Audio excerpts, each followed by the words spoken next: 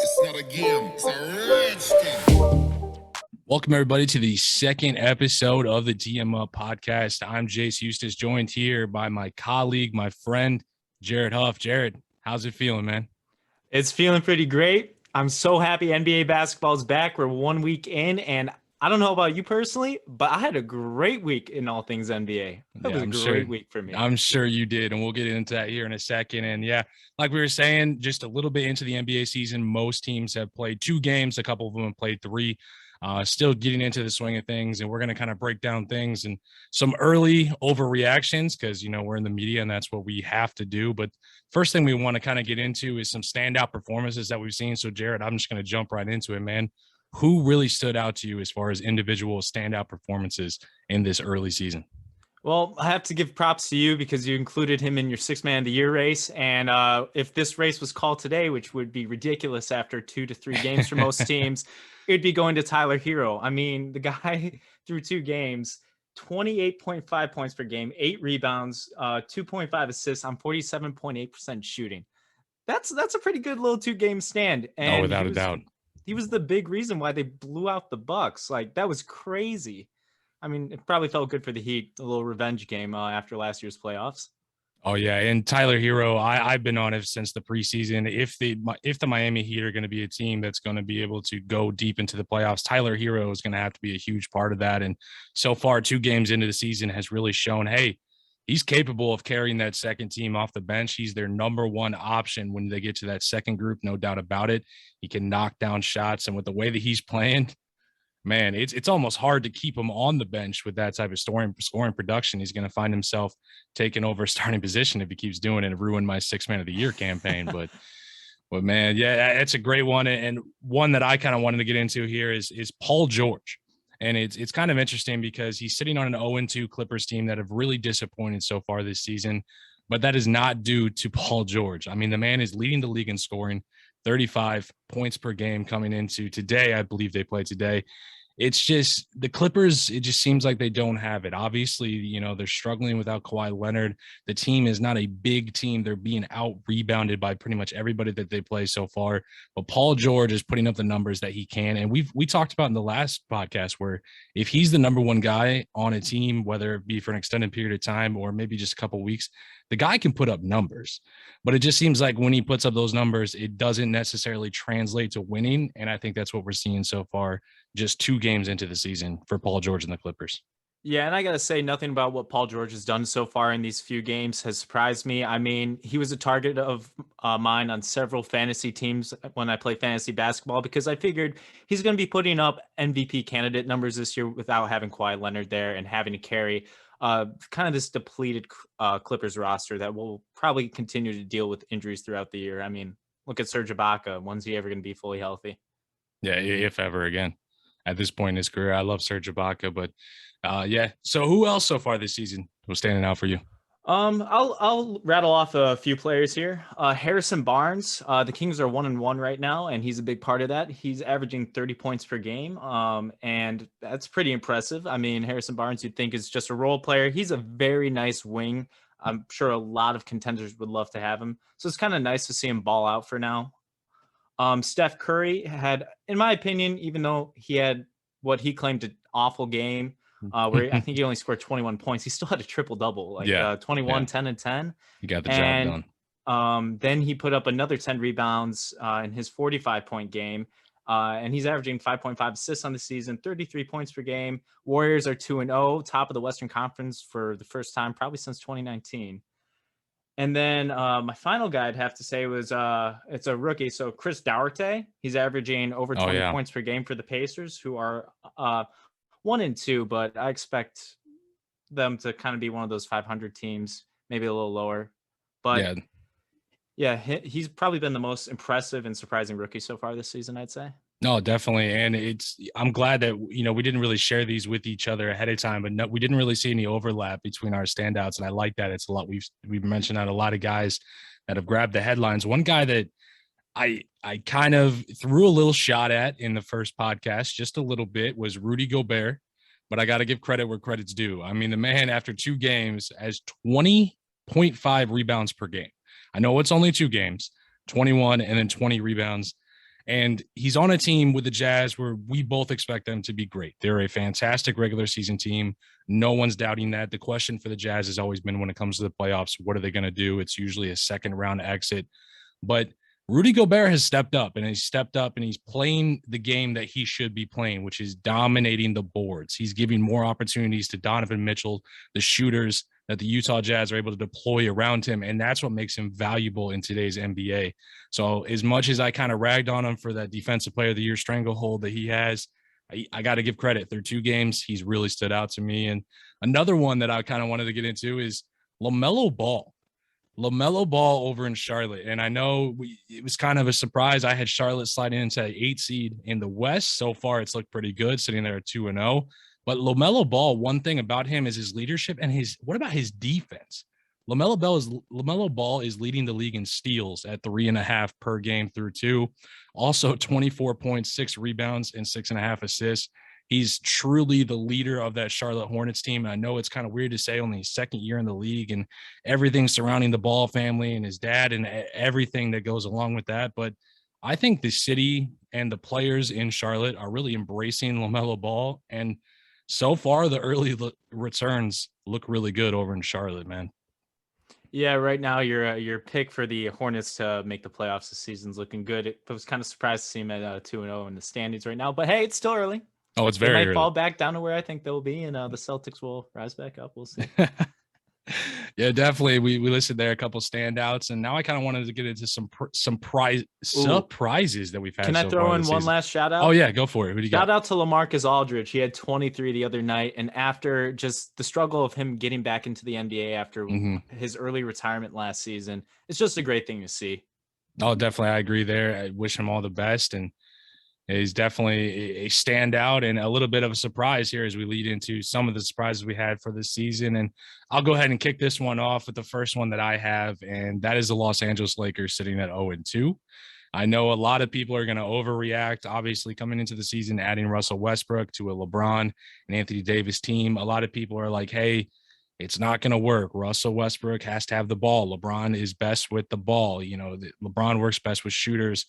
But I'm not hitting the panic button yet. First off, they played 2 very good teams so far in Golden State, who I was not very high on Golden State.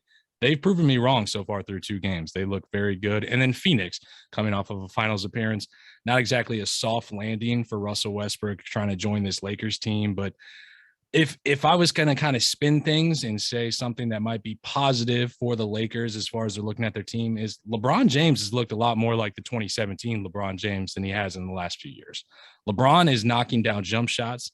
He's doing his part, 29.5 points per game, 6 rebounds, 5 assists. You'd like to see those assist numbers rise a little bit more for him, but those just guys have to knock down shots. When he's finding open guys, you got to rely on your teammates to knock down those shots. And we've seen in the past years with the big threes that it kind of takes some time, no matter how talented they are, to just kind of get into groove and learn how to play together. And I'm definitely not hitting the panic button on this Lakers team yet, but I think if there was, a warning level, it might be on yellow. Start to turn it a little bit, just like hey, maybe you'd like to see them get a game, against some of these bottom feeder teams and just blow them out and just feel better about themselves. But that's kind of been the biggest surprise that I've seen so far this season.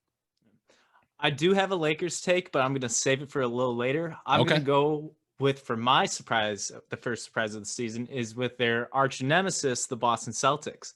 Now, I'm a little lower on the Celtics than I have been in years past, but I still didn't expect them to come out to an 0-2 start to the season.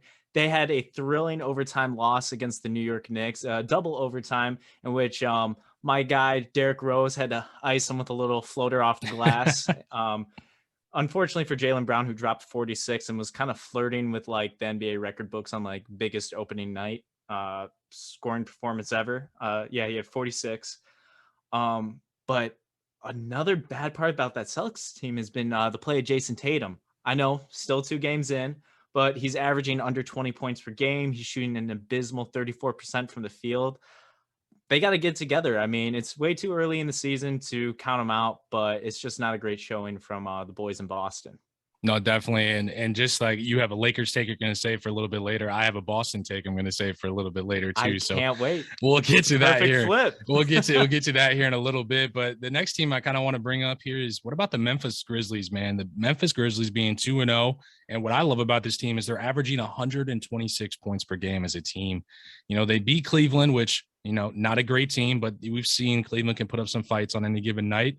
And the Clippers, who, you know, Paul George is playing at MVP level, but we touched on earlier, the Clippers just don't have it. But how about Ja Morant, man? Third in the league in scoring, 23.5 points per game, 7 assists. You got Jaren Jackson, who's playing well. You got a very, very young team there in Memphis. And, you know, I have them in the playoffs. I have them there at the bottom, but they keep playing like this, and this young group grows together and learns how to play together, they might be even higher, especially with some teams in the free fall right now, both LA teams. Yeah, Memphis definitely adds another dynamic to this Western Conference battle for basically any seed that's 3 and down. They're definitely going to make the playoff race interesting if Ja Morant keeps up this level of intensity. I mean, Memphis, I think, has a bona fide superstar in the making, and we'll see how that goes the rest of the season. Agreed, I'm man. excited. All right. My last surprise was after on opening night, the Bucks came out and whooped the Brooklyn Nets. Your Miami Heat came back and like, don't think it would be riding this season too high. That was a fun night. Knocked them back down a peg. I was shocked. A fun night. Giannis didn't have it. I mean, no one on that Bucks team really had a good night. Tyler Hero, like I said earlier, I believe he had like 32 points in that performance. 27 night one. Yeah. Oh, 27. Still led all scores though. Still led all scores. I mean, a 137-95 route, that should not be happening to the defending champions. That should not be happening to a team with a back-to-back MVP. So that's a very strong showing for the Miami Heat, especially after all the roster moves they made. I think that team's gelling pretty well early on. So no, that was a surprise. I couldn't agree more. And it was so fun. And watching that game and listening to the announcers, they kept almost trying to downplay what was happening. They're like this beat up Milwaukee Bucks team and without Bobby Portis. And I'm like, every team, but not that big of a Well, and I'm like, every team has got a couple guys that are out. You know, no team is ever going to have 15 healthy guys. That's just not the NBA. It's not going to happen. So I thought the Miami Heat really showed up and showed out. And what I love too is it wasn't a big performance from their new guys. I mean, I think Kyle Lowry had like 7 points. I don't even think he reached double digits, but they gave credit to Kyle Lowry after the game. He was directing the offense and just the changes that more than 7. He does moving forward, but not that. Well, yeah, moving forward, but not that game. No, he did not. Covered. But what I love about Miami is they have young guys that can knock down shots, and that's important. And you got the leadership of Jimmy Butler. You add Kyle Lowry to that, and also Bam Adebayo, who he does the dirty work. And what I love is we saw 2 years ago, when you can say all you want about the bubble finals and anything like that, where Miami made it, but big reason why they did is because Bam Adebayo is one of the few guys in the league that can kind of guard Giannis. They're kind of similar in build. Giannis is a little bit stronger, a little bit faster, but Bam Adebayo, we've seen on the defensive end, he can isolate guys and just make sure that they're going to have an off night. And that's key when trying to take down a team in the Bucks where they are very Giannis reliant, and for good reason. And you touched there on my team. The last surprise, I want to touch on your team over there with the Chicago Bulls, and at 3-0 right now, as the time that we're recording this, the only team that is 3-0. There's more games to be played here this afternoon, but I listed it as a surprise, but I also wanted to kind of list a warning as I sit here that they're sitting at 3-0, but they're also 3-0 with 2 wins over Detroit and a win over New Orleans. While you are supposed to beat bad teams, they did that.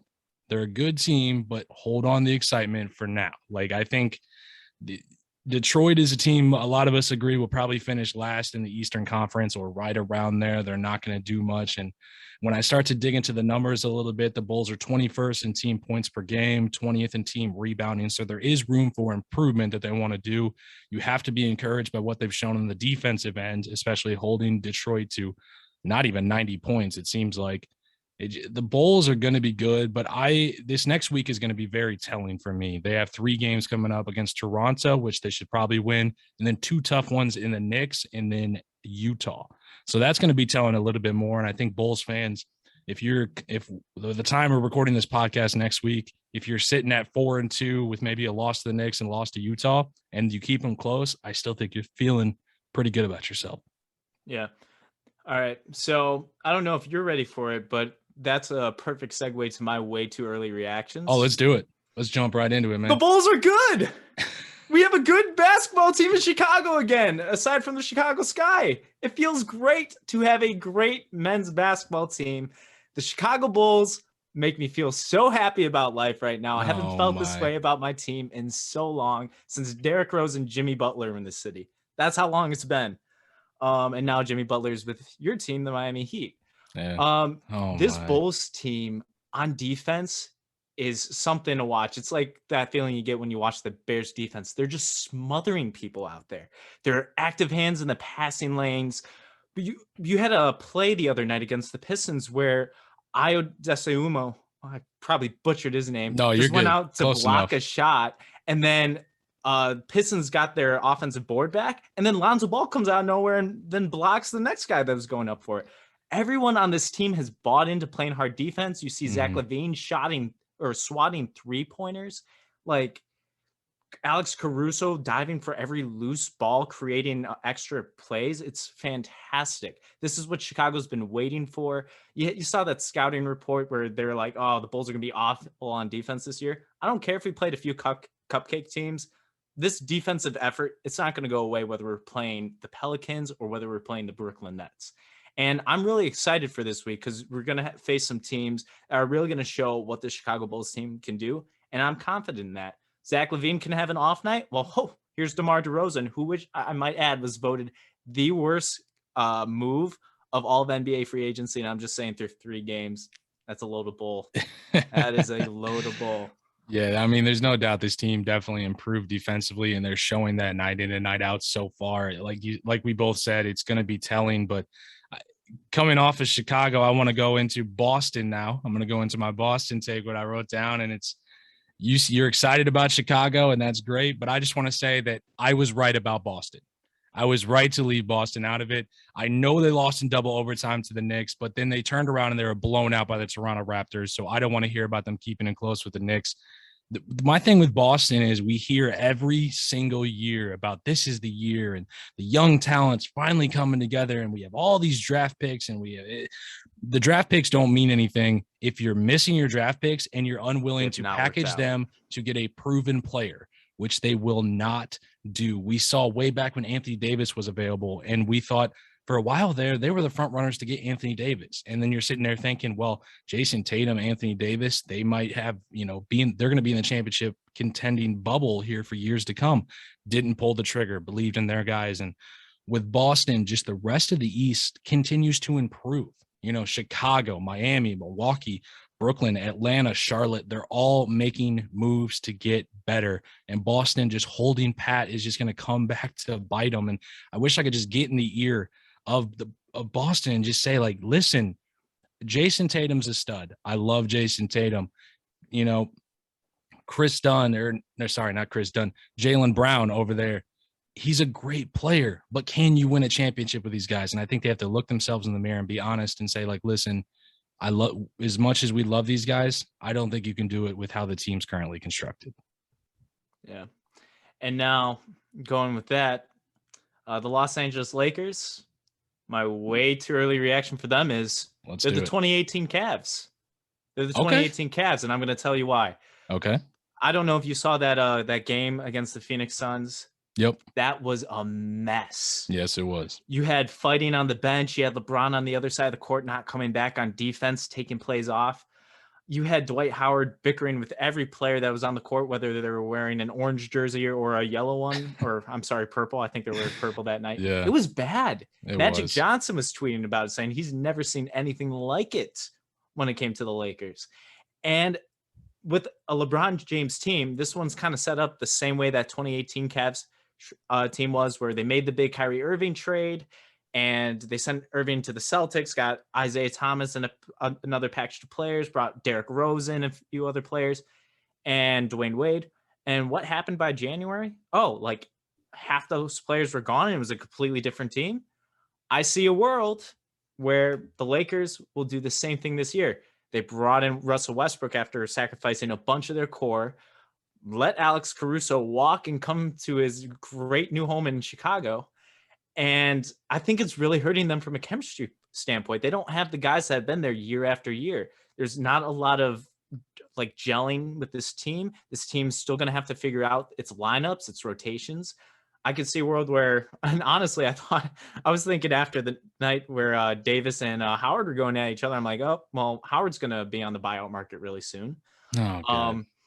And I could see a world where maybe, I don't know how they'll do it because his contract's so crazy, but where they maybe could try to move Russell Westbrook midseason or, God forbid, buy him out. I don't think that's going to happen, but I could see it a possibility. And that's why I think this Lakers team has potential to be the 2018 Cavs.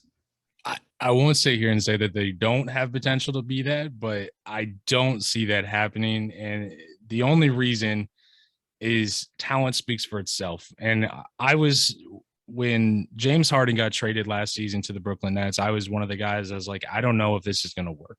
Kyrie Irving, James Harden, and Kevin Durant. Yes, in 2K, it's a team that would be unfair for you to play with, but I just don't know if when you put those guys on a court in real life, how well it's actually going to work. And I think a lot of people are saying that this chemistry with the Lakers is going to be even harder than the Brooklyn Nets was last season. And I'm not ready to hit that yet. I mean, Russell Westbrook, we've seen peaks and valleys throughout his entire career. We know what he's capable of, and we know the effort that he gives.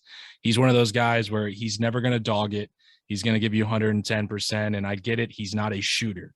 And that LeBron throughout his career has worked best when you surround him with shooters. And it seems like a lot of general managers, for some reason, don't realize that, even though everybody that's a fan of the game says, give LeBron shooters, that's when he's the best. But no one listens, and they keep picking up random centers on the buyout market, and it doesn't make sense, and just crowding up the paint. When we've seen Russell Westbrook, when he was best, they had played no centers and got rid of guys like Serge Ibaka to open up the paint so he can run down the middle and be a slasher like what he is. But I think at some point, push is going to come to shove. I think DeAndre Jordan is either going to be bought out or he's going to have his minutes. He's going to start DNPing. I think the same thing with Dwight Howard, just because you don't need centers unless in this league, unless it's like a specific type of, playoff series where you're facing like a Rudy Gobert that you need to kind of match, height for height and power for power. But in the regular season, it's just not going to work. And quickly, my last overreaction I want to get to is the other LA team. And I just want to say the Clippers might be done. And I know it's only 2 losses into the season. It was a close game against the Warriors and a close game against the Grizzlies. And I know those are 2 pretty good teams, but also you have to factor in these 2 close losses are with Paul George playing at MVP caliber. And do you really think that he could continue to do that for the entirety of the season, or at least until Kawhi comes back? Because I surely do not. We've seen Paul George put up numbers. We've seen it. To me, the heart and the soul of the Clippers and the effort is just not there.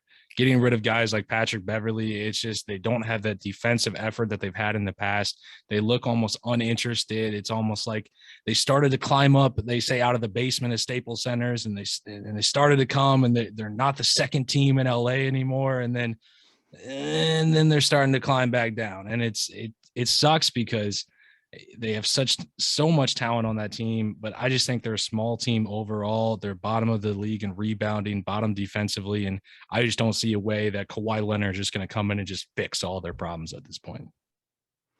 Yeah, I can definitely see a world where this could be the end of the Clippers core as we know it.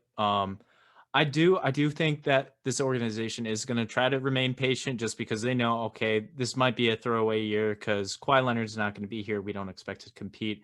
I hope that organization, for that sake, keeps that mentality, but at the same time, they take a look in the mirror and be like, all right, what do we have to change about this roster to be ready for next season? Definitely. And did you have any more overreactions, or is that all for you? No, I'm good. I'm ready to dive into the next topic. Yeah, the next thing that we kind of wrote down here was Ben Simmons is kind of taken all of the headlines in the NBA. I mean, the NBA has always been a very drama-filled league, but by now everybody's kind of heard that on Tuesday this last week, Ben Simmons was kicked out of 76ers practice by head coach Doc Rivers. He was suspended for the team's first game of the season for conduct detrimental to the team. Since then, Simmons sat out Friday's home opener for Philadelphia, and he stated he's not ready to yet return to the team. I think a couple excuses so far have been mental health that he said, and then maybe I think he said he had a injured back or a sore back that now they're trying to say to the organization, which who knows the validity of that. It could absolutely be true, or it could just be agency talk. But Jared, I have to ask, man, in your opinion, what's it going to take to resolve this situation, and what's the resolution that you see coming? Well, with what it's going to take to resolve the situation, I think the Sixers are already trying to do that. You saw Joel Embiid on their home opener go out to the crowd and basically say, hey, Ben Simmons is still on this roster. He's still our brother, and you, the fans of Philly, like, we need you guys to accept him. And when he put the mic down, it seemed like a pretty warm reaction from the Philly fans, but that's only because Joel Embiid was there and you didn't see Ben Simmons in sight. So it's going to be, it remains to be seen if he's even going to ever put on a Sixers jersey again. I still think this situation is, you can't go back. Even if he does play again, I can't really see a world where he's going to be there by the time playoffs start. It's just, it's such a mess up situation. I mean, the guy's acting like a child. You see videos of him in practice where the team, they all got their hands up in a circle. And Ben Simmons is in the background, like just dribbling the ball, just not interested. He's at moping all. around. Yeah. And it's ridiculous. Like, this guy's like, oh, I want to be in one of the 3 California teams, which there's 4, by the way, but we all know he doesn't want to go to Sacramento, which send him to Sacktown, man. Ironically, it would be a good trade, but they have one of the best packages to offer. They would be. I don't think his heart's in playing basketball. He wants to be an influencer. He wants to be famous. He wants to be dating the supermodels in Los Angeles. I don't think he really cares enough to win. No, I agree. And I think this is going to stay ugly for a long time. We heard it from the words of Daryl Morey. He went on Philadelphia Talk Sports Radio and literally said, like, hey, I'm not going to trade him for pennies on a dollar. And he is not doing anything that Ben Simmons can to raise his trade value. And if we know anything about Daryl Morey, is he's not afraid to trade stars. He will do that. He's one of the few GMs in the league that will do it in a heartbeat if he feels like what he's getting is equal or greater than what he's sending away. He knows the talent that Ben Simmons is. No one's denying the man is very talented. There's a reason why he's up there making the max amount of money, as a professional basketball player. But it's just, I think it's going to stay ugly. Ben Simmons he doesn't seem willing to just want to come in and, do the whole, I'm here, I'm a member of this team right now. Let's play hard while I'm here, and all those other things I'll work out behind the scenes. I apologize for my actions. I don't think Ben Simmons is the type that's going to do that. I really don't. And it seems like it's going to be the pettiness of Ben and kind of the stinginess of Morey to not lose a trade that's going to make this drag out. And I don't know what the ending's going to be. I do think Ben Simmons has played his last game as a Philadelphia 76er. I could very well, in the next week be proven wrong, but I think this is ugly, and I don't think it's going to get better. I don't think it's one of these where someone's just going to come in and apologize and we all just move on as an NBA. I think this is one of the ones that's going to stick, and I think the NBA owners and the GMs want to send a message that, hey, you're signed to this contract, you're lowering your trade value. We're not going to be held hostage by Ben Simmons. Yeah, I definitely think it's going to be one of those situations that definitely sets a precedent for future CBA meetings and stuff like that once the new CBA comes in and we see how new contracts will be structured. I definitely think this is going to have a massive mark on that. No, definitely. And obviously there's more to come on Ben Simmons, whether if he decides not to play, whether if he does come back and play. Either way, it's going to be a story. And I'm sure we'll talk about it at some point later as more information becomes available. But kind of the last thing we had here on the list is a lot of people know this is the 75th NBA season. So in honor of that, they released their NBA 75 list, which is supposed to be the top 75 players in the history of the NBA. So there's a lot of controversy surrounding this. Obviously, whenever there's any sort of list, somebody's going to get left off. A lot of people think they deserve on. So we kind of went through and maybe some surprises and some snubs that we had. So Jared, just kind of from your perspective, who's some people that got left off, and if you're going to make those changes, who's coming off that list, man? All right. Well, for my side of it, I have to say I thought the 75 list had a right balance of like older generation players, mid generation, new generation, whatever you want to call them. I thought basically every generation of the NBA was well represented. With that being said, it doesn't mean I was okay with every player that was on that list. Now, I have to say it's great that Bob McAdoo and Dominique Wilkins were finally included after being snubbed from the top 50 list because Yeah, yeah. at the time, McAdoo was the only MVP to never be included in the 50 list, and Wilkins was like a 9-time All-Star and like 6 All-NBA selections, something Mhm. like that. I have to say, I was shocked to see Anthony Davis and Damian Lillard on the list. Now, don't get me wrong. I love Damian Lillard, one of my favorite players ever. Love watching him. He's a microwave on the court, but he has not done enough, in my opinion, to be on that list. Same with Anthony Davis. Yes, Anthony Davis won a title, but until he came to the Lakers, what had he really done? Ironically, the only thing he'd done before that is he defeated the Blazers with Damian Lillard. One playoff series. One He's playoff. won He one won playoff one series. playoff Yep. series. Now you can say what you want about those Pelican teams, but I'm like, okay, this guy's a top 75 all-time player, and he had some nice pieces around him. Drew Holiday, Ryan Anderson when Ryan Anderson could still play when he was healthy, Eric Mhm. Gordon when he was healthy. But like those Pelican teams weren't as bad as everyone remembers. Go on Basketball Reference, look at the rosters, look at some old tape. They had some guys that could play. No, I agree. So those two surprised me, and I'm not a really big Anthony Davis guy to begin with. I think he's always been like, I agree, he's probably the best power forward in the game today, but I feel like he's always been massively overrated by just the media, the general public, the fans, whatever you want to say.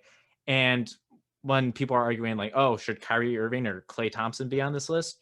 Well, I would put Kyrie Irving and Klay Thompson ahead of Anthony Davis and Damian Lillard too. So do you want me to go into my snubs, or do you have anything to add before I do that? Oh no, go ahead. Go ahead. All right. I got one, so go right ahead. So I'm going to do my snubs, and then I'm going to chalk up some players I'd consider removing personally.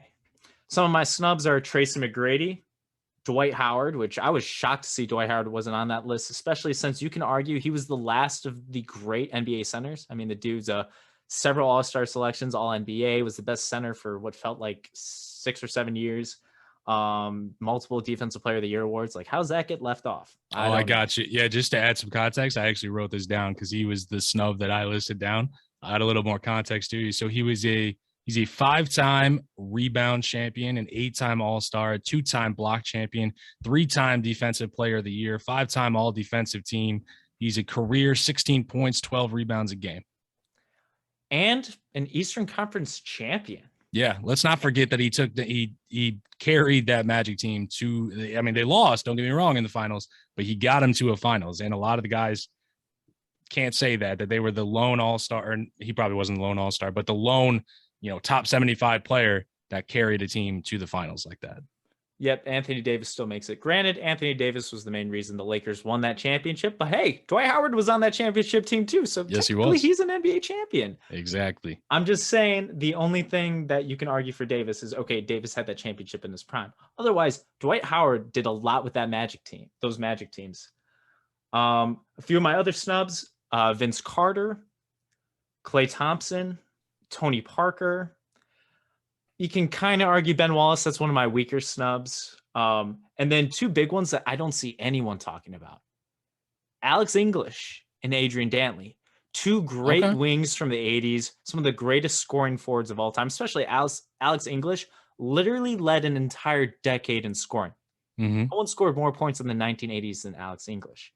And these guys were in playoff series. Dantley was part of those great Piston teams before they, unfortunately for him, traded him to get Mark Aguirre, and then they went and won 2 championships. But Dantley kind of laid the framework for that team building up. Yeah.